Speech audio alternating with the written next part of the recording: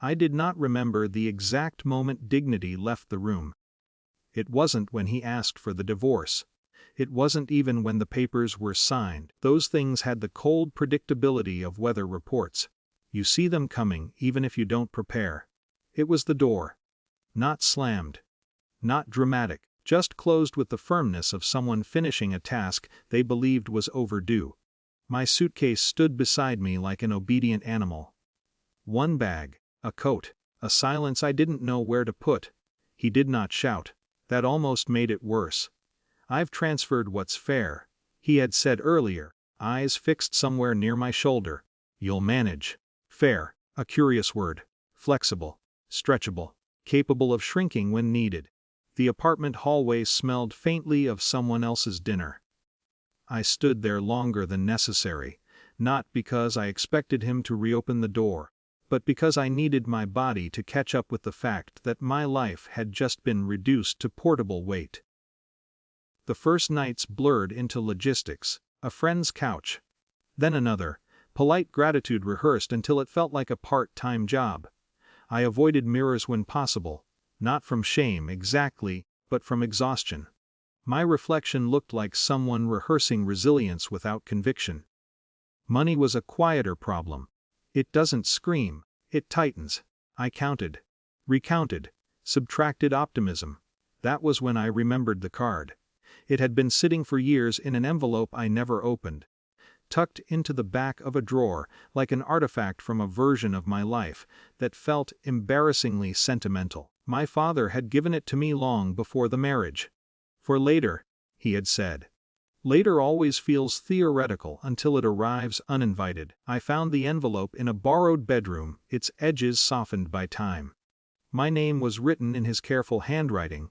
No explanation, no instructions, just the card inside, heavy, anonymous, almost disappointingly ordinary. I nearly laughed. If desperation had a sound, it would be that small, humorless breath people mistake for composure. Still, routine demanded action. Banks, like grief, operate on procedure. The branch was brighter than I expected. Clean lines, neutral colors. A place designed to imply stability. I waited my turn, rehearsing the likely embarrassment of discovering the account held nothing meaningful. A symbolic gesture from a father who believed in gestures. The banker was young, efficient, pleasant in the professional way. "Off course, madam," she typed. Typed again. I noticed the change not in her expression, but in the absence of movement. A stillness too deliberate to be accidental. Her posture shifted, almost imperceptibly. The screen reflected faintly in her glasses. "I'm sorry," she said softly. One moment, she stood and disappeared into a glass office. I sat there, suddenly aware of my coat, my hands, the borrowed shoes I had chosen because they looked respectable. A strange thought surfaced. Perhaps there had been a mistake. Perhaps the card belonged to someone else. Perhaps this would end in apology. People passed behind me, carrying lives that seemed fully funded. When she returned, she was not alone.